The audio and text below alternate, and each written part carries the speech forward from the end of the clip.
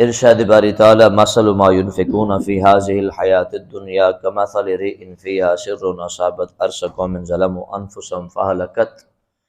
وما ظلمهم الله ولكن انفسهم يظلمون۔ اللہ رب العزت نے ارشاد فرمایا، دنیا کی زندگی میں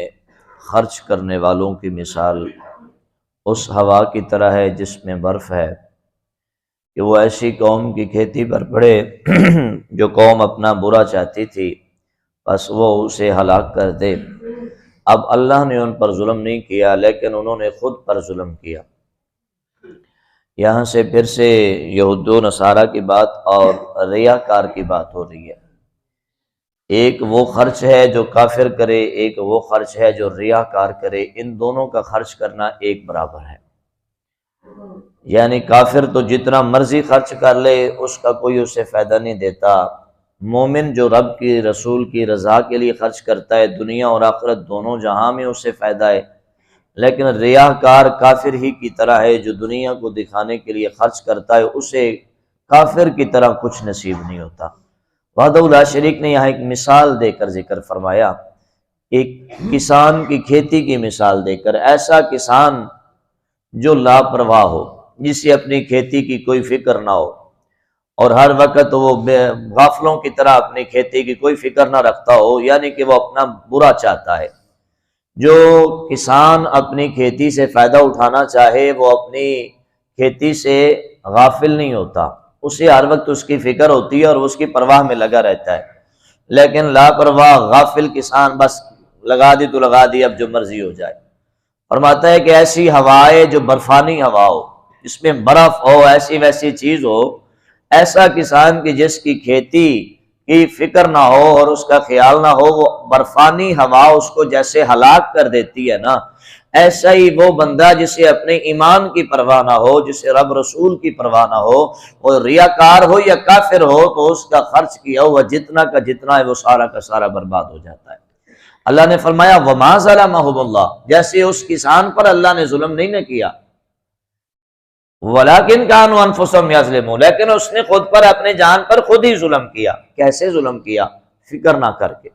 پرواہ نہ کر کے، اس کا خیال نہ رکھ کے اس نے اپنے اوپر خود ظلم کیا ہے۔ اگر اس کا خیال رکھتا، اگر اس کی پرواہ کرتا تو اسے کچھ نہ ہوتا، لیکن چونکہ وہ غافل رہا،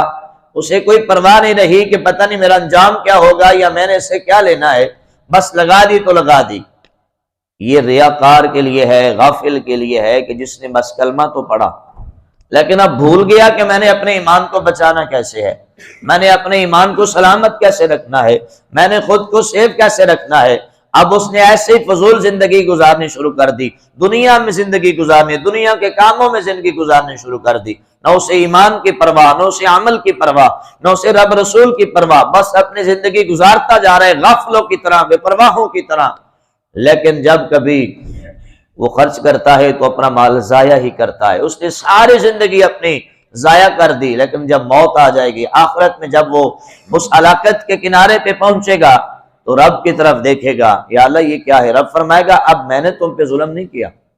اللہ نے تم پہ ظلم نہیں کیا، تم نے غفلت میں پڑھ کر خود اپنے اوپر ظلم کیا ہے، لاپرواہی میں آ کے خود تم نے ظلم کیا ہے۔ تمہیں نہ اذان کی پرواہ تھی، تمہیں نہ نماز کی پرواہ تھی، تمہیں نہ قرآن کی پرواہ تھی، تمہیں نہ میری پرواہ تھی، نہ اپنے رسول کی پرواہ تھی، نہ تمہیں حلال کی پرواہ تھی، نہ تمہیں حرام کی پرواہ تھی، کسی چیز کی تمہیں پرواہ نہیں تھی، بس ایسے ہی آیا، جدھر دل کیا ادھر چلا گیا، جو دل کیا وہ کر لیا۔ یہ سارے معاملات میں تو اپنی زندگی گزارتا رہا، جس طرح تو نے ہماری پرواہ نہیں کی، جس طرح تو نے اسلام کی پرواہ نہیں کی، دین کی پرواہ نہیں کی، اور جو تمہارے منہ میں آیا تو بولتا چلا گیا، جو تیری سوچ میں آیا تو اسے صحیح سمجھتا گیا، اور تیرے سامنے قرآن کی آیات پڑھی جاتی رہی تو انہیں جھٹلاتا رہا، یا ان کو مانتا نہیں رہا، یا ان کو تسلیم نہیں کرتا رہا، یا ان کو دل سے مانتا نہیں رہا، تو یہ ظلم سارا تو نے اپنے اوپر خود کیا ہے۔ اب اس کا سزا بھی خود بھگت، اب اس کا انجام بھی خود بھگت، اور اس کا انجام وہ جہنم نظر آ رہی ہے۔ اور اب تعالیٰ نے مثال دے کر جس طرح وہ کھیتی سے غافل بندہ اپنا نقصان کر لیتا ہے، اپنے اوپر ظلم کر لیتا ہے، جب ساری اس کی کھیتی تباہ ہو جاتی ہے تب وہ بیٹھ کر پچھتاتا ہے کہ اللہ میری ساری کھیتی تباہ ہو گئی، میرے پاس کچھ نہیں بچا، اور وہ خالی دامن جب لوٹ رہا ہوتا ہے تو ندامت کے سوا اس کے پاس کچھ نہیں ہوتا۔ اسی مثال کو وحدہ لا شریک نے ہمیں سمجھاتے ہوئے کہ روز محشر ایسے ہی لوگ، کافر تو رہے گا برباد، لیکن جو ریاکار ہوگا، جو دنیا کی زندگی گزار چکا ہوگا، دنیا میں مگن ہو چکا ہوگا، جب وہ رب کے حضور آخرت میں پہنچے گا تو غفلت کی وجہ سے، لاپرواہی کی وجہ سے، اللہ اور اس کے رسول سے دور رہنے کی وجہ سے، ریاکاری کی وجہ سے، ایک وہ ہے جو سرے سے ہے ہی غافل، ایک وہ ہے جو آتا تو ہے لیکن دنیا کے لیے، اس نے رب کی رضا کے لیے کوئی عمل نہیں کیا، دونوں برابر ہیں۔ تو جب دونوں کا ہاتھ اور دامن روز محشر خالی ہوگا تو ان کے پاس سوائے پچھتانے کے اور کچھ نہیں رہے گا۔ تو رب فرماتا ہے آج یہ ظلم جو ہوا ہے نا تیرے ساتھ، کہ آج تو کر کے بھی کچھ تیرے پاس نہیں ہے، یا جب سارے لوگ اپنے اپنے عمل کی بنا پر اللہ کی رحمت کو پا کر، عمل کر کے، رب کی رحمت کو حاصل کر کے آج وہ جنت کا راستہ حاصل کر رہے ہیں، اور آج تو خالی ہاتھ لوٹ رہا ہے۔ تو نے زندگی میں کبھی نہیں سوچا کہ میرا رب راضی ہے کہ نہیں، تو نے زندگی میں کبھی نہیں سوچا میرا رسول راضی ہے کہ نہیں، تو نے زندگی میں کبھی تصور نہیں کیا میرے اللہ نے مجھے پیدا کیا ہے، اتنی نعمتیں دی ہیں، کیا میں اس مالک کے لیے بھی کچھ کر رہا ہوں کہ نہ کر رہا ہوں؟ تو نے زندگی میں کبھی میرے بارے نہ سوچا، آج مجھ سے کیسی امید لے کے آیا ہے،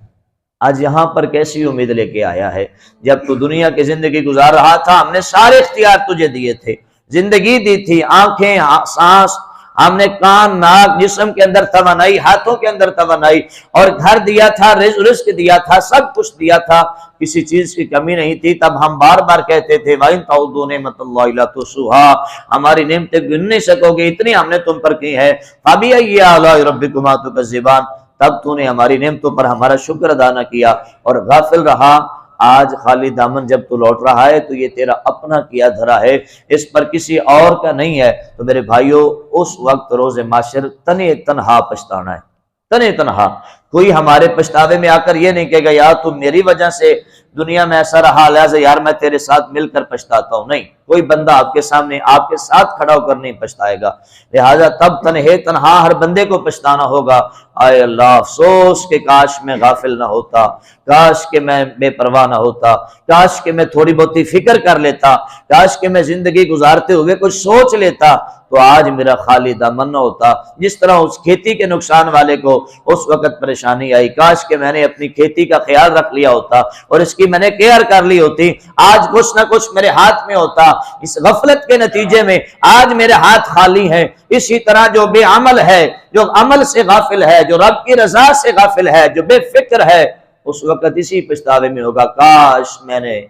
تب جب رب نے زندگی دی تھی اس وقت اپنے رب کو راضی کیا ہوتا اور اپنا عمل کر کے آج کے لیے کچھ کمایا ہوتا، لیکن تب کیا پچھتانا جب چڑیاں چگ گئی کھیت، اب پچھتانے کا کیا فائدہ جب سب کچھ برباد کر لیا۔ لہٰذا آج لے ان کی پناہ۔ اعلیٰ حضرت کا جو یہ شعر ہے یہ بہت کمال کا شعر ہے اور بہت آگے کا شعر ہے کہ آج لے ان کی پناہ، آج مدد مانگ ان سے، پھر نہ مانیں گے قیامت میں اگر مان گیا۔ فرماتے ہیں کہ اس وقت تیرے پچھتانے سے کچھ نہیں ہوگا، اس وقت تیرے ماننے سے کچھ نہیں ہوگا۔ اگر کچھ حاصل کرنا ہے تو آج مان، جب تیری زندگی ہے، جب تیرے پاس وقت ہے، جب تیرے پاس جوانی ہے، جب تیرے پاس صحت ہے۔ آج تو رب کو مان نہیں رہا، جب تیرے پاس سب کچھ ضائع ہو جائے گا، جوانی ختم ہو جائے گی، صحت ختم ہو جائے گی، زندگی ختم ہو جائے گی، تب تیرے ماننے سے کیا حاصل ہوگا۔ لہٰذا میرے بھائیوں، بزرگوں، نوجوان دوستو، یہ قرآن ایسے ہی نہیں ہمارے لیے رہنما بن کے آیا، ایسے ہی ہمارے لیے ہادی نہیں بن کے آیا، یہ ہمیں مثالوں سے، رب تعالیٰ مثالوں سے ہمیں سمجھاتا اور سکھاتا ہے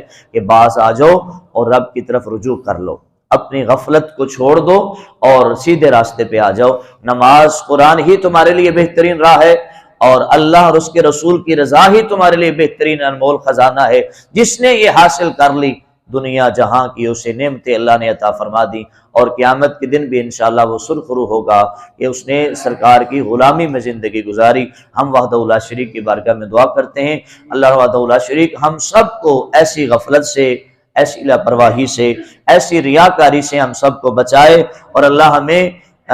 غفلت سے نکل کر حقیقت کی طرف آ کر، جو الذی خلق الموت والحیات لیبلوکم ایکم احسن عملا، جو ہماری زندگی کا مقصد ہے، اللہ اسے حاصل کر کے نماز کی طرف آنے کی، قرآن کی طرف آنے کی، اعمال صالحہ اور مخلص ہو کر زندگی گزارنے کی اللہ ہم سب کو توفیق سعید نصیب فرمائے۔